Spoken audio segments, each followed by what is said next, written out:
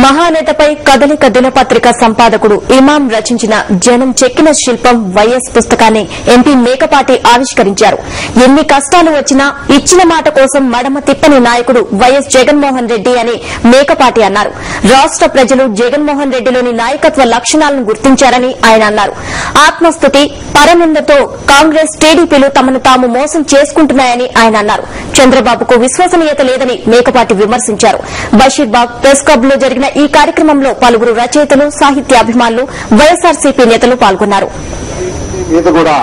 ఇప్పుడు ప్రజలందరికీ కూడా ఒక గొప్ప విశ్వాసం కలిగింది.